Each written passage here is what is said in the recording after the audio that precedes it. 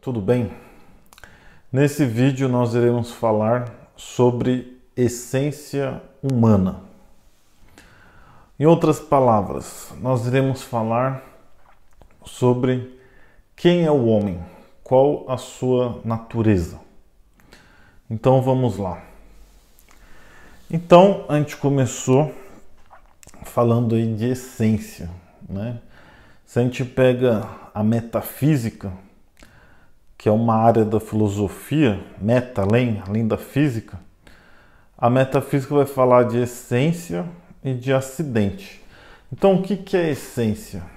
A essência é aquilo que faz com que uma coisa seja ela mesma e não outra. Ou aquilo que faz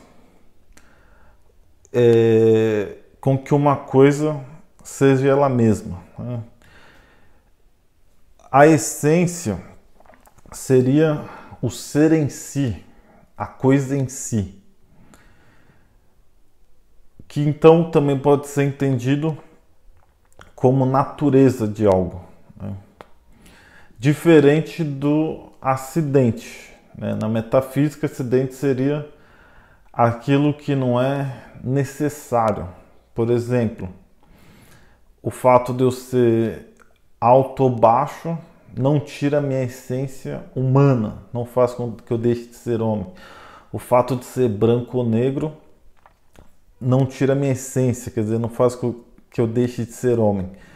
Então o acidente seria aquilo que não é necessário, né? Seria aquilo que não é necessário. Então vamos lá. Primeira coisa para a gente falar sobre a essência do homem. Ser de espírito, né? Se a gente pega aí a ideia de espírito, se a gente pega, por exemplo, a tradição cristã judaica, a gente pega o primeiro livro da Bíblia, o livro de Gênesis, fala o quê? Que Deus fez a terra, né? Fez a terra, e ele faz o homem de barro, ele pega o barro, modela o barro, e no final que ele faz o boneco de barro, vamos dizer assim, ele assopra nas narinas. Esse assopro é o que a gente chama de ânima. O que é esse ânima? É aquilo que anima o corpo. Se a gente pega o significado de espírito, espírito significa sopro.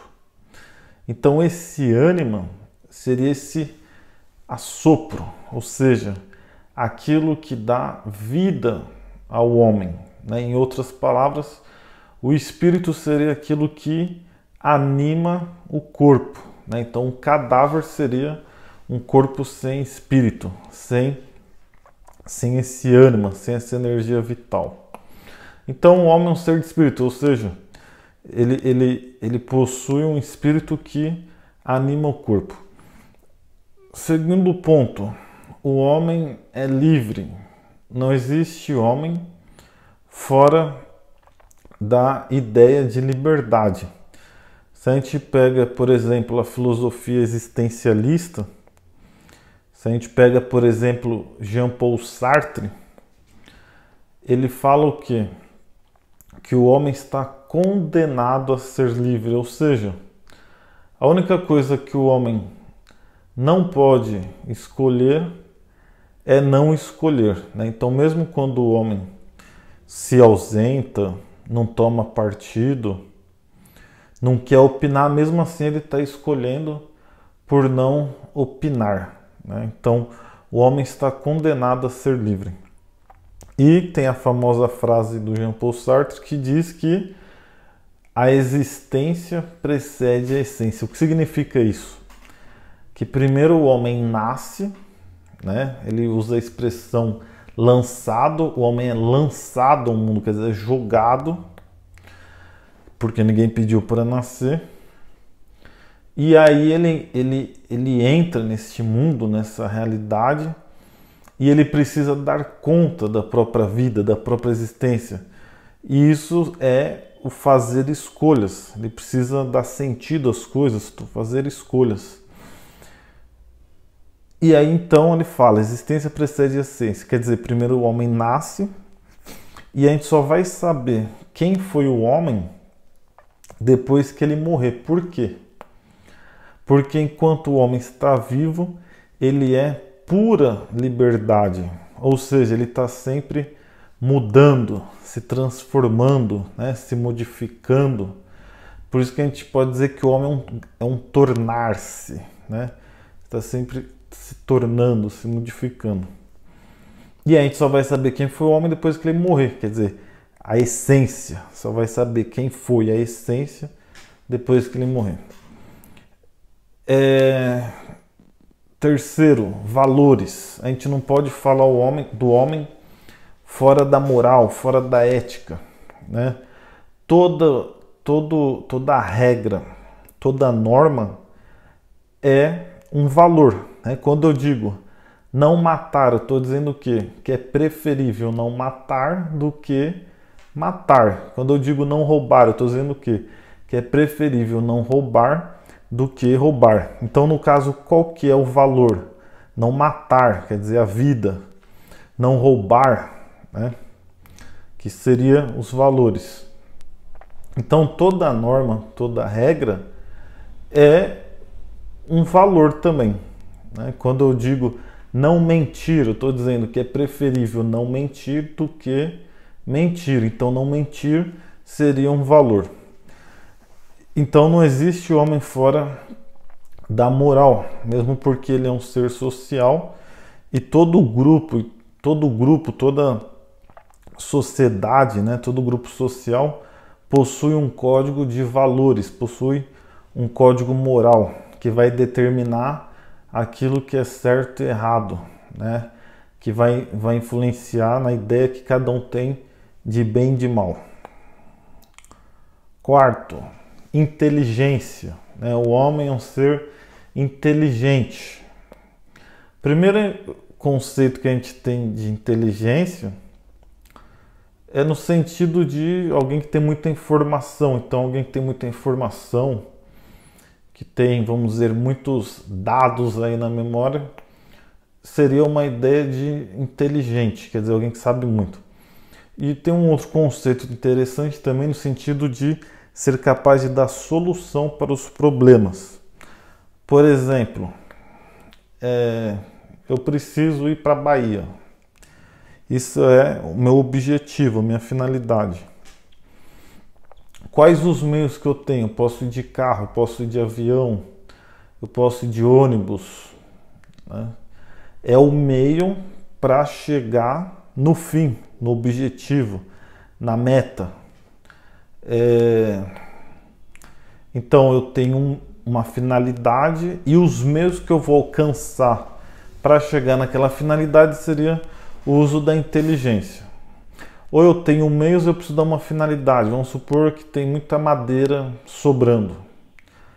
A madeira seria um meio. O que eu vou fazer com ela? Finalidade. Posso fazer um banco, posso fazer uma mesa, posso fazer uma porta. Então, fins para meios e meios para fins, né? Também seria uma ideia de entender o uso da inteligência. Quinto, o homem é um ser histórico, diferente dos animais, né? Os animais não fazem história, o homem faz história. Por quê? Porque os animais, eles seguem o instinto.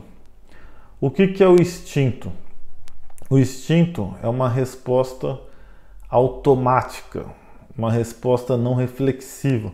Por exemplo, eu coloco a mão num ferro quente. Coloco a mão no ferro quente, eu vou tirar rapidamente. Esse tirar a mão rapidamente, isso é o instinto, uma resposta automática, não reflexiva. E o animal, ele segue o instinto. Então, por exemplo, o passarinho, João de Barro, né? Ele faz a casa dele, o ninho dele de barro. o filhote dele também vai fazer a casa, o ninho de barro. O filho do filhote também vai fazer a casa de barro. Então ele segue o instinto, que seria essa resposta automática, não reflexiva. E o homem está sempre transformando, né? Ele está sempre se superando. Então ele pode fazer a casa de pau a pique, pode fazer de alvenaria, pode fazer de pedra, pode fazer de madeira e etc. Então o homem ele faz história. Sexto, a linguagem, né? A linguagem é o que nos faz diferente dos outros seres vivos, né? A linguagem do homem é própria do homem, né? A nossa linguagem ela é mais complexa. Os animais também possuem um tipo de linguagem. Por exemplo, o cachorro, né? Se alguém bater no portão de casa, o cachorro começa a latir. A gente sabe que ele está avisando.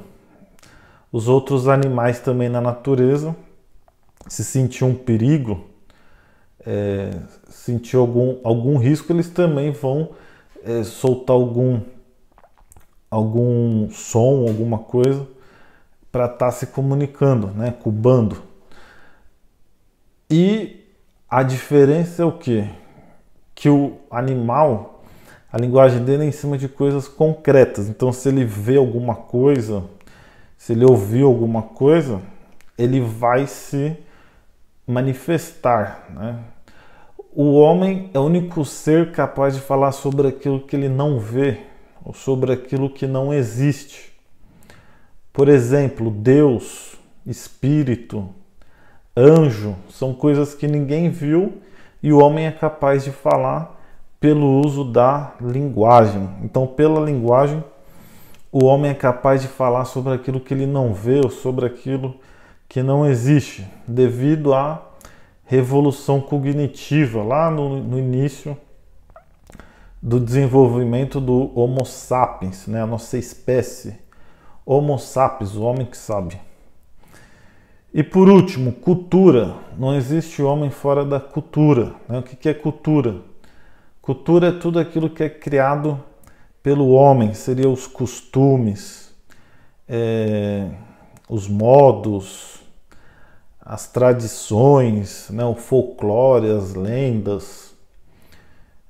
E a cultura, existe a material e a não material. Então, os edifícios, a casa, isso também faz parte da cultura do homem, né? Então, não existe homem sem cultura, né?